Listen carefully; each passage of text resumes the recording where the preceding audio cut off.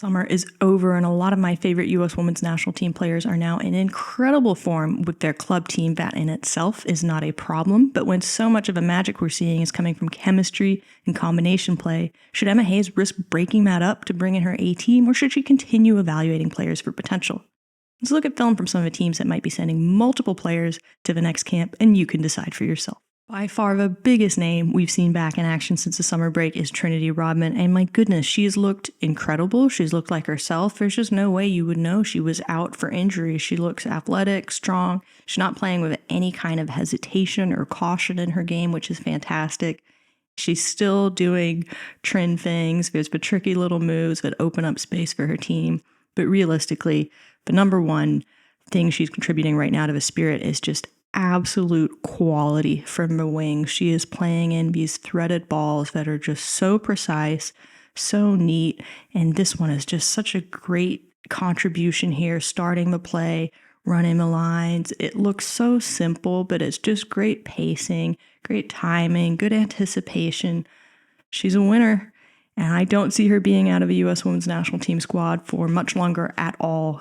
She's just looking like she's in some of the best form of her life right now. Good for her. Now, we absolutely cannot talk about Washington Spirit. We're talking about Croix Bethune. She's looked great on both sides of the ball. I've loved seeing her generating some interceptions. This one was maybe one of my favorites because I just like seeing her string it with some one-on-ones, and the lateral movement there is unreal. Shame she couldn't finish that one. Her first touch has also been on display. I mean, it's like showing off at this point, but what a wonderful asset to have in the box. But it also impacts smaller, maybe less significant parts of the game. I think it's really helpful on throws, so she's kind of hawking out this space over here, and I think she wants to wait right up until the throw to kind of dart into that space while it's still open. But the problem with doing that for a lot of players is going to result in a heavy touch that gets away from them. And she's just so smart about how she moderates her pace, moderates her positioning there, slows down just a little bit. And look at how tiny and delicate that touch is. And now her team's facing the right way and attacking. That touch is great there just to put the ball slightly further away from the defender in a more defensive spot and play off it. She just has such a great understanding of how to string all these different elements of the game together. And her passing is just phenomenal right now. It is just so pure. It's simple. She's done it with both feet. She's done it on short balls, long balls, in the air. She just makes things look, way easier than she should be. This is a really inviting ball to get in on the end of, but again, not that easy to get served in there that neatly. She is also creating some opportunities for herself, but realistically, as a player that's looking to set other people up 99% of the time, she's just so selfless. This one was probably my favorite play. Everything I've looked at over the last few weeks, it's so simple, but the run to get this started is just so intelligent to me. This ball is going to be sent to her just a little bit too fast, too far ahead of her, so she's going to have to modify her run. But what she's going to do is really smart. Instead of just going out wide to pick it up, she's then going to curve back so that she's attacking into the box at an angle. So check this out right there. She curves around. And it's just small details like that I don't even think she's thinking about. I think these things are just automatic for her. Stuff like this. I don't really love to see offensive players with the ball come to a standstill, but she has such a good understanding of change of pace, deception, manipulation, that she's going to get the result she wants regardless. It's pretty incredible to watch. What else incredible to watch? She's 5'3". The lower and the upper body isolation on that play it's just outstanding to me. She's so strong. Timing is excellent, but gosh, what a header. It's just absolute class. I cannot imagine Trinity Rodman being on the pitch without Croix Bethune right now because Croix just looks so freaking good. The last Spirit player I expect to see at camp is McKeown, and I've talked before about how physical she is, but something actually clicked for me a little bit watching this clip, and I was watching it, and my first instinct was, why is she out of position? That seems really unusual for her, because she's, a top tier player, and when I say out of position, I mean a hair, a few steps, but kind of paying a little bit more attention, I realized she's doing the right thing. Of course, she's positioned, body, all of that stuff is absolutely correct. I'm really just talking about gap control, the actual distance from her to the defender. I mean, actual distance is fine. She just seems off to the side a little bit. But here's the thing. you can't go this way because she can either kick that foot out or she can turn, pop that out. This is just absolutely gone. So she is definitely pushing her player to the outside. But this space here looks crazy inviting because she's not in it. Well, guess what? She would like her opponent to get in that space, and she wants her opponent to get in that space because she's very good at getting to ground. And by facing this way a little bit, opening this up, guess what? She is ready to go to ground when that player gets in there. So at that point, once she's hopped in there, and I'm so sorry for just repeating she, I have no idea who this is right now, but right there, now that that's done and she's committed to going for this, McKeown is just waiting for an opportunity to tackle because look how nicely she's lined up. So that gap, perfect now. Absolutely perfect. It's, I don't know, small things, but it just made me realize like she's daring people to let her challenge them, and she's winning. This one I also thought was fantastic. It's just really good reading and responding to the situation. So when Morgan goes down, she's going to modify her run. But this is gap control here. Great, same thing, nice. Now watch this exchange here. She's waiting for Croix to understand when Bethune's back, when can she move, exchange player, covers Giselle instead of Jan's daughter. Really, really good stuff. I continue to contend that I have never seen her go down without being fouled. But this one got me so excited because she's basically a baller. She's a big old baller. I just got to make you watch it one more time. But what you're going to see here is she's just going to wait and make sure that it's safe for her to actually like roll around on the ground in pain here. So she's going to check on her opponent right there. Is it okay? Okay, it is. Now I can grab my knee. Like, watch her eyes on this fall. It's absolutely ridiculous to me. But this is just somebody that just wants to win at all costs. How can you not want that player on your team? Continues to drive possession out the back, and you might say, oh, she came in a little heavy there, hits the ground. Doesn't really matter, does it? It's about starting the sequence off. Really, really great at these exploratory dribbles, really great consuming space up the pitch. She just has so much to add to any roster right now. And I mean, look at this. We talk about possessing from the back. Great play, great pass to just open things up for her team. I mean, that is a legitimate opportunity right there. One thing we probably got to talk about, the own goal. Here's the thing. I really don't think it's that bad, and it's certainly not bad enough to cost somebody an opportunity. We're going to see it from the other angle, but Kennedy Fuller is in a great position here, and as a defender, you cannot let that ball go past you, period. You have failed if it does. So the choice, as I see it, is you either let Kennedy Fuller have a goal, and you kind of just pray that maybe she doesn't take a good hit on it, or you put yourself out there and you make a touch. And she does, and it doesn't go her way. But you know what? It's far better to have made that decision than just watch the tape back and she's standing there doing nothing. Remember when Gotham basically sent a whole team to the Olympics? Well, I think they would like to do the same thing at the World Cup. Sonnet's been great. Rose Lavelle back from injury, and she's just looked, herself, just pulling off a Rose Lavelle style things, producing. But here's the thing. When you peel back the layers and you start to see some of what's making her so impactful, I think there's this really, really great, wonderful chemistry with Jaedyn Shaw. I did not expect this, but they're playing a very similar style of football, and they're just really, really complementary. Like, you cannot tell me this girl has not been influenced by years and years of watching clips of Rose Lavelle. They're just a great combination in the midfield, and I feel like we're starting to get back the vintage Jaedyn Shaw that was like a bit of a phenom a few years ago. This is such a tight space that she's able to operate in. You see that futsal player in there. It's a good quality shot.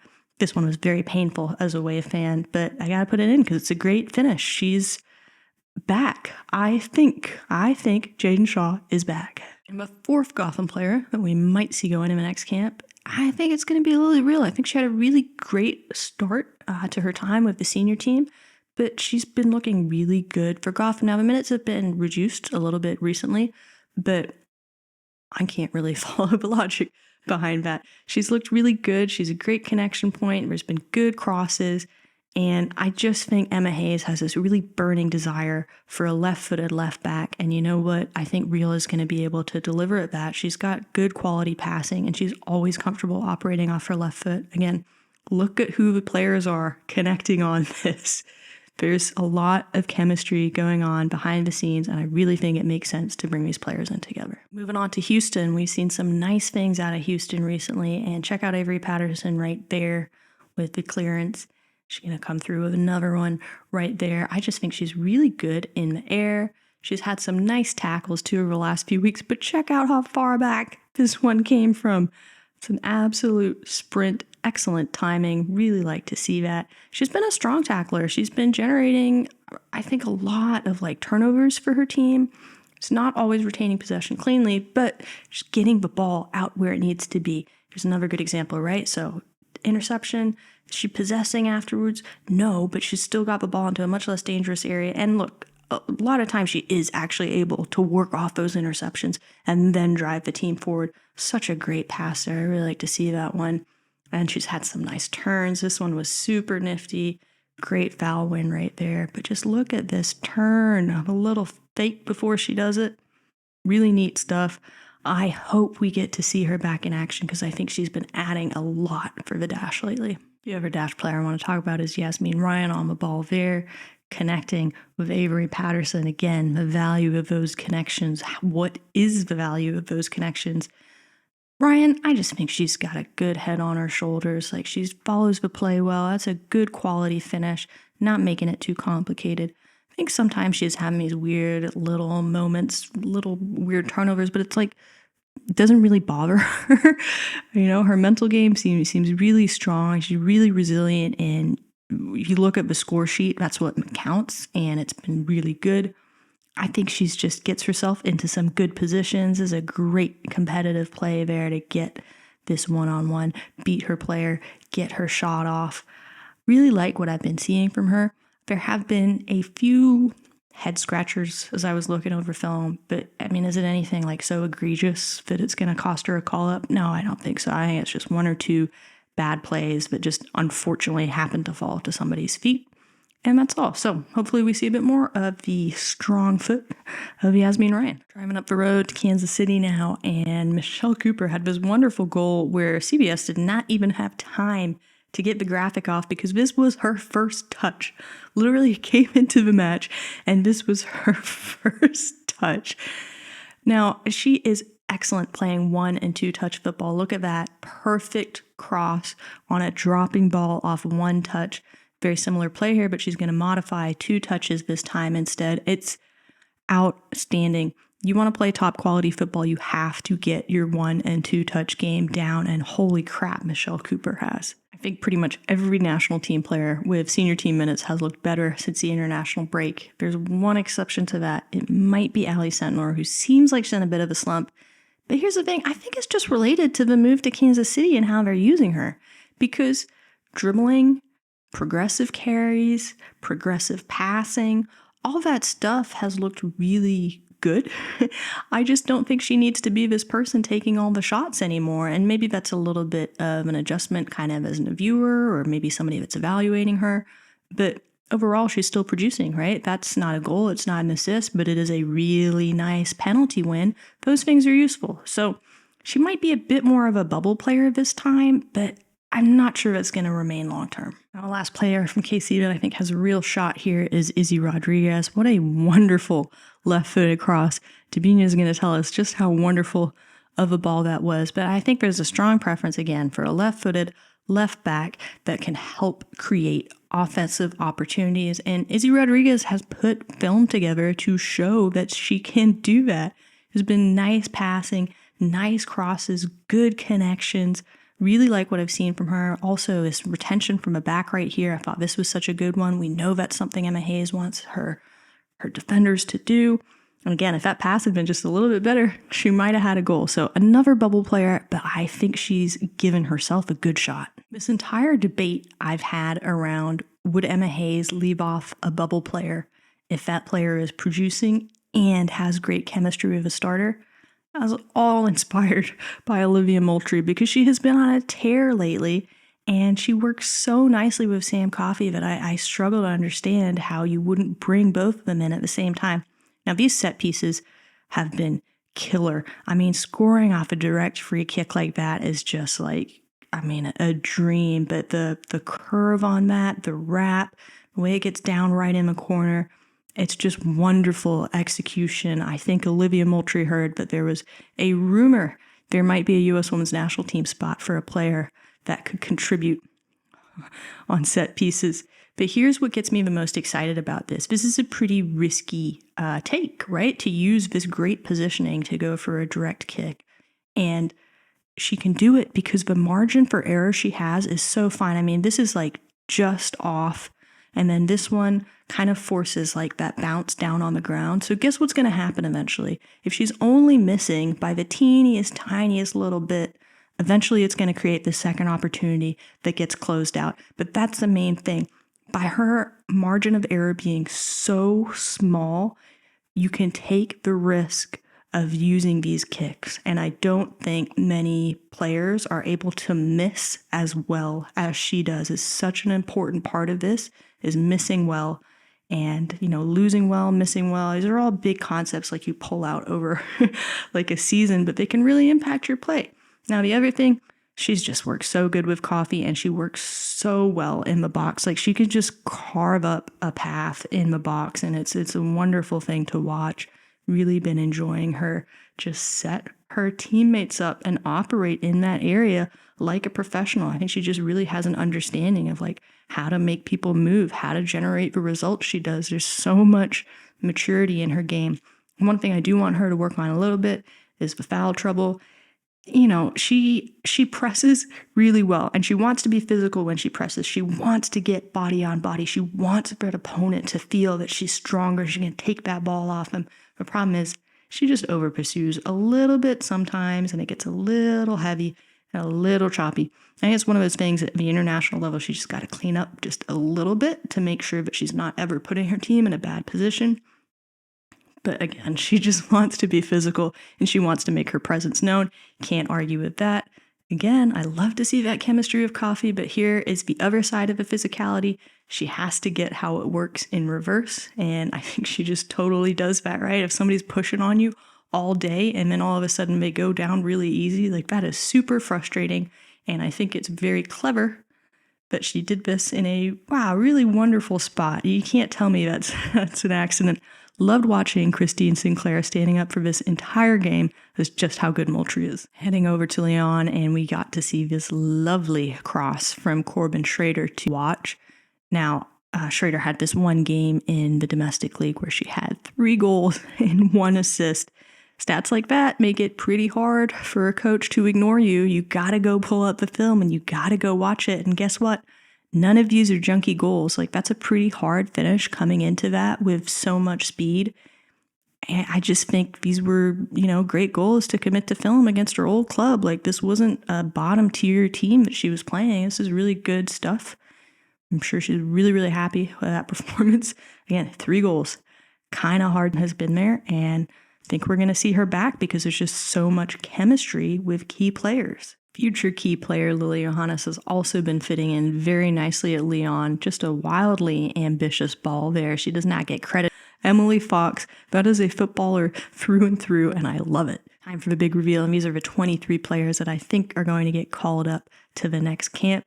This preserves a lot of that A-team mentality while still keeping chemistry and connections intact. Now, of course, it might actually go up to 24, 25, 26, in which case I think hopefully they will fill out this back line a little bit because it is fitting.